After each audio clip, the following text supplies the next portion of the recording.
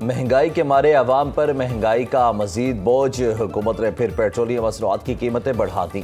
Petrol 14 روپے 92 پیسے فی لیٹر مہنگا، نئی قیمت 414 روپے 78 پیسے فی لیٹر تک پہنچ گئی۔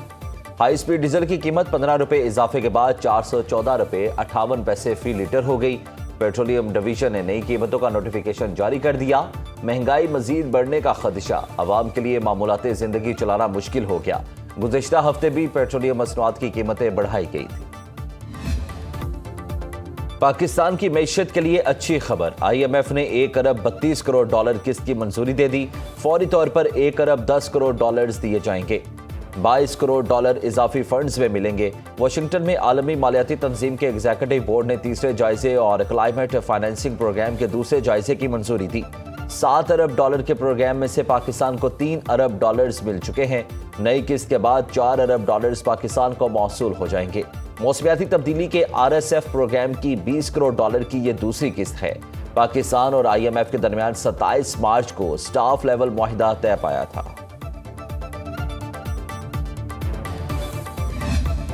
پاکستان کے زر مبادلہ ذخائر 17.5 ارب ڈالر تک پہنچنے کی توقع۔ عالمی مالیاتی تنظیم کے مطابق پاکستان کی معیشت میں استحکام آ رہا ہے۔ مشرق وسطی جنگ کے باوجود پاکستان نے معاشی اہداف حاصل کیے۔ رواں مالی سال معاشی شرح نمو 3.6% رہنے کا امکان ہے۔ مہنگائی کی شرح 7.2% رہنے کا تخمینہ ہے۔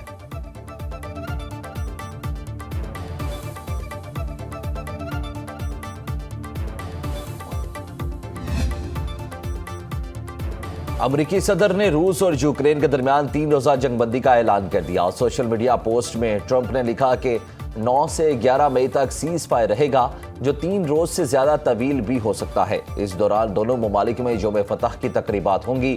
جنگ بندی کے دوران روس اور یوکرین 1,000 قیدیوں کا تبادلہ کریں گے۔ میری جنگ بندی کی درخواست پر پوٹن اور زیلنسکی نے اتفاق کیا۔ امید ہے سیز فائر طویل جنگ کے خاتمے کی ابتدا ہوگی۔ روس یوکرین تنازع کے پائیدار حل کے لیے مذاکرات جاری ہیں۔ ہر گزرتے دن کے ساتھ اس جنگ کے خاتمے کے قریب پہنچ رہے ہیں۔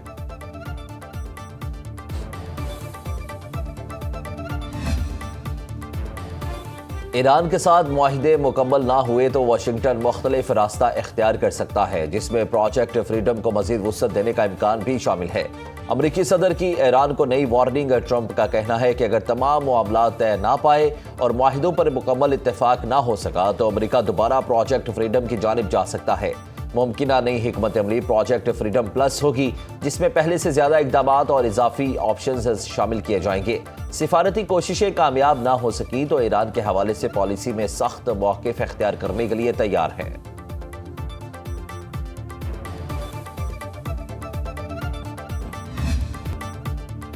ایران امریکہ مذاکرات کے لیے آئندہ 24 گھنٹے اہم قرار۔ امریکہ کو ایران کے جواب کا انتظار۔ مذاکرات کو آگے بڑھانے کے لیے آج ایران کا جواب موصول ہو سکتا ہے۔ امید ہے ایران سنجیدہ مذاکرات کی طرف جائے گا۔ امریکی وزیر خارجہ مارکو روبیو نے روم میں میڈیا سے گفتگو میں کہا کہ آپریشن ایپک فیوری ختم ہو چکا۔ گزشتہ رات کے حملے جوابی کارروائی تھی۔ امریکہ پر میزائل فائر کیے گئے تو بھرپور جواب دیں گے۔ ایران عالمی سمندری گزرگاہ کو کنٹرول نہیں کر سکتا۔ امریکی بحریہ نے ایران کے 70 ٹینکرز کا راستہ روکا ہے۔ کسی صورت ایران کو جوہری ہتھیار رکھنے کی اجازت نہیں دے سکتے۔ مارکو روبیو کا کہنا تھا کہ حزب اللہ کے ساتھ مذاکرات نہیں کریں گے، ہماری توجہ صرف لبنانی حکومت پر ہے۔ مارکو روبیو نے روس یوکرین جنگ بندی میں ثالثی کی پیشکش بھی کر دی۔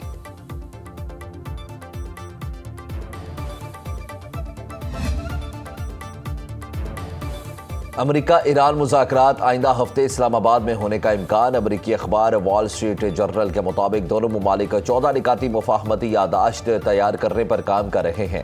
مجوزہ معاہدہ 1 ماہ پر مشتمل مذاکراتی عمل کے بنیادی نکات طے کرے گا۔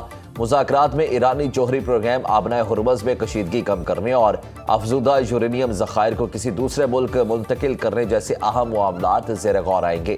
ایران پر امریکی پابندیوں میں ممکنہ نرمی کا معاملہ اختلافات کا سبب بن سکتا ہے۔ پیش رفت ہوئی تو 1 ماہ کو باہمی اتفاق سے مزید بڑھایا جا سکتا ہے۔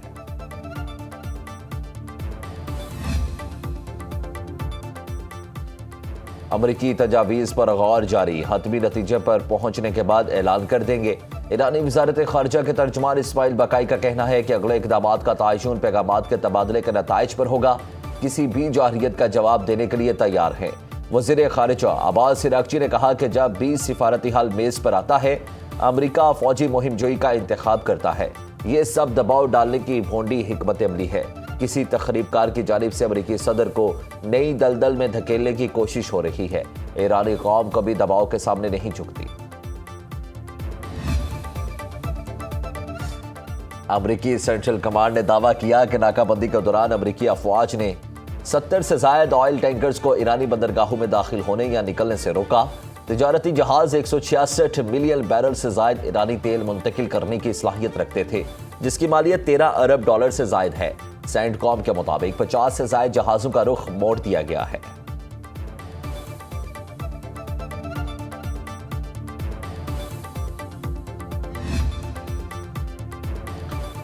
ایران نے خلیج فارس میں اوشن کوئی نامی آئل ٹینکر قبضے میں لے لیا۔ ایرانی میڈیا کا مطابق ایرانی بحریہ نے خصوصی آپریشن میں ٹینکر کو ایران کی تیل برآمدات اور قومی مفادات متاثر کرنے کی کوشش پر قبضے میں لیا۔ آئل ٹینکر کو قبضے میں لینے کی ویڈیو بھی جاری کر دی۔ ایرانی بحریہ کے رینجرز اور میرینز نے ٹینکر کو ایران کے جنوبی ساحل کی طرف منتقل کر دیا۔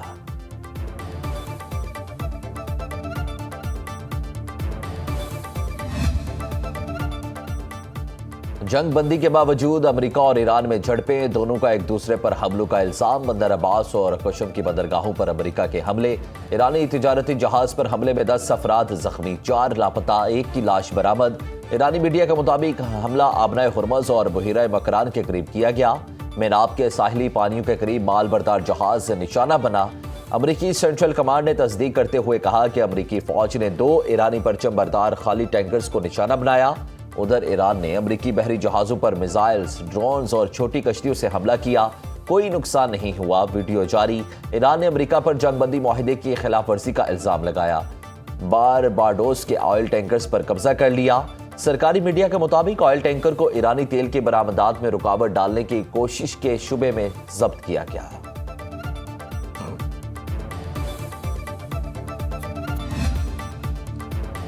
ظلم کے خلاف جدوجہد ایرانی سرزمین کی تاریخ کا روشن باب ہے۔ صدر مسعود پزشکیان کہتے ہیں، استحصال کی پالیسی کی مستقبل کی دنیا میں کوئی جگہ نہیں ہوگی۔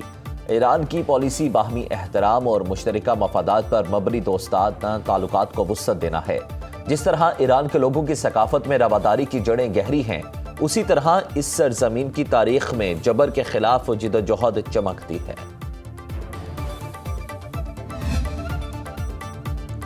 آبنائے ہرمز کے لیے ایران کا قانونی بل تیار۔ ایرانی قومی سلامتی کمیشن کے سربراہ ابراہیم عزیزی نے کہا کہ ایرانی مجلس کی سرگرمیاں بحال ہوتے ہی بل اوپن سیشن میں پیش کرنے کے بعد منظور کر لیا جائے گا۔ ایرانی شورائے نگہبان کی منظوری کے بعد یہ بل قانون بن جائے گا۔